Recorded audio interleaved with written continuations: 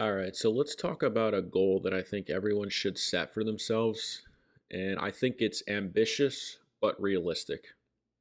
And it has to do with how much money you should have saved by the time you're 30 in order to be in good shape, right? You could always be in better shape, you could always be in worse shape.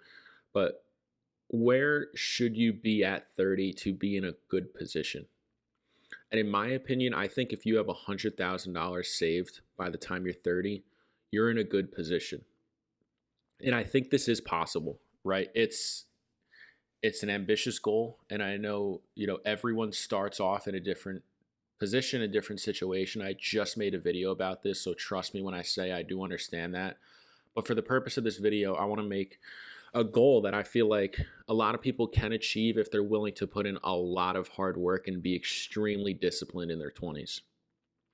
So by the time you're 30, if you can have $100,000 saved, whether that's in investment accounts like an IRA or a brokerage, or saved in a savings account, or some combination of the two, if you can do that, I feel like you are in good shape, especially if you're comparing yourself to the average person. And again, I literally just made a video about that and how I don't think you should compare yourself to others, because I think it could cause more harm than it could do good. Because again, someone could start off with $0 and someone could start off with an inheritance of $1 million.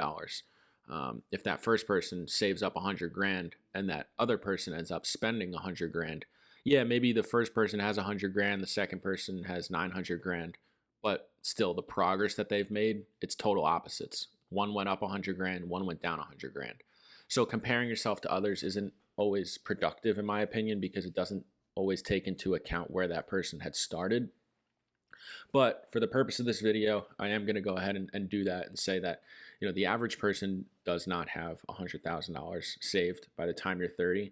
But I do think it's a goal that a lot of people can achieve. Again, if you are really, really disciplined and you work really, really hard. Little bit of a backstory. I lived up with my parents up until earlier on this year. If you watch my videos before, you've probably heard this, but if you are new here, I lived with my parents through the first half of my 20s, paid off all my student loans, saved, worked really hard, worked multiple jobs, invested aggressively, and I crossed over the 100K mark in my mid 20s. And it was a lot of work. Don't get me wrong. Like, I made a lot of sacrifices. I really didn't do any traveling. I was never one to eat out and stuff like that. And I just saved and invested a lot. I was working 2, 3 jobs throughout college. And then even after college, when I got my first real job, I continued to work weekends and nights and stuff like that. So I put in a lot of work to get to where I'm at. So I think, the fact that I got here in my mid 20s, saying that people can get there by the time they're 30 is realistic. Again, I'm not, discrediting the fact that a lot of people have different situations. Not everyone was blessed to live with their parents for the first half of their 20s where they could save and invest and they really had no expenses. Trust me, I do understand that. But at the end of the day, man, life's short and no one's going to really take care of you except for yourself. Now, if you do have an opportunity to take advantage of, like I did, by all means, you should. And I did. But again, at the end of the day, no one's really coming to save you and you can't bank on anyone except yourself. So all you can do when you look at it that way is work hard, save, invest, don't spend money you don't need to spend. And I think if you do that and you work, extra jobs, I really do believe that a lot of people can get to 100,000 by the time they're 30. And I think if you can do that, you're setting yourself up to be very successful, because it's doing a number of things. It's putting you in a financial position that a lot of people are not able to be in and feel. Number one, having 100 grand at the age of 30 is pretty exceptional in my opinion. But it's also giving you a bit of a safety net that if something does go wrong, if you lose your job or whatever the case may be, you have that to fall back on if needed. And that's part of the reason why I was able to go ahead and move out of my parents' place this year, right? I left my parents' house, moved to totally different state, different city. And if I didn't have my emergency fund and my savings, I wouldn't have been able to do that because I left without having a job lined up. So I was fully prepared to, worst case scenario, not work for the next year. I assumed I would get a job, and I did. But worst case scenario, what if I didn't, right? I had enough money set aside to take care of my bills for that full year. So it was a risk, it was a gamble, but it paid off overall. I don't love my job right now. I've made videos about that, looking for other positions, but at the end of the day, it's paying the bills. There's money left over to save and invest, and all that as well. So, but the reason I feel like that 100 grand is a good goal to have for 30 is because, again, it's ambitious and it's realistic, but it's also difficult and it takes some hard work and determination to get there.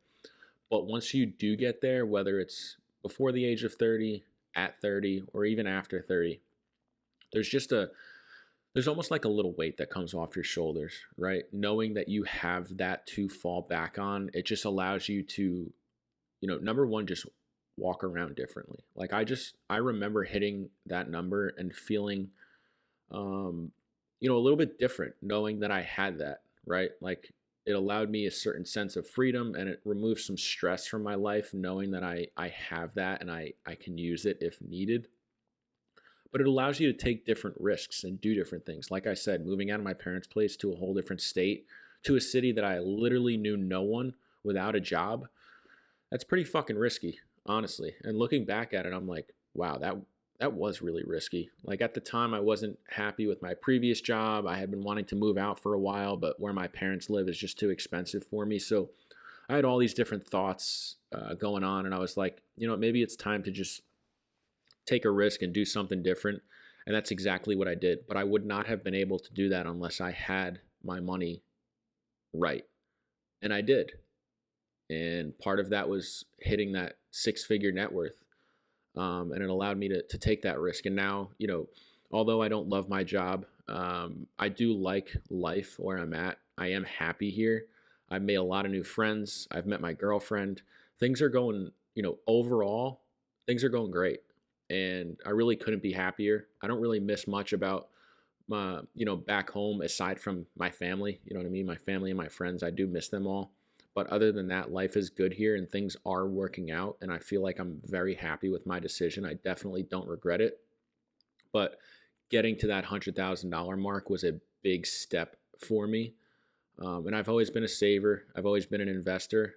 And it allowed me to go ahead and take this risk that I didn't even know I was going to be taking a year ago. Like if you told me a year ago that I would be, where I'm at right now, I'd be like, what are you talking about? You're crazy. But, it just felt like the time was right. And I wanted to get out of my parents' place and take a risk and start fresh. And I did. But I wouldn't have been able to unless I had that money saved up.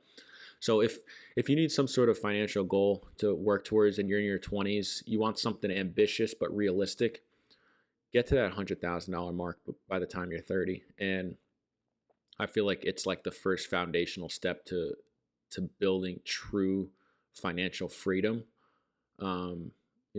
And it feels like you can kind of take your foot off the gas a little bit. And when I say that, I mean, maybe you no longer have to work 2-3 jobs, nights, weekends, all that kind of stuff, just because you have that threshold and that safety net to fall back on. I don't know, man. It just feels really good. And I remember how good I felt when I hit that mark. And I know how good I feel about having that to fall back on.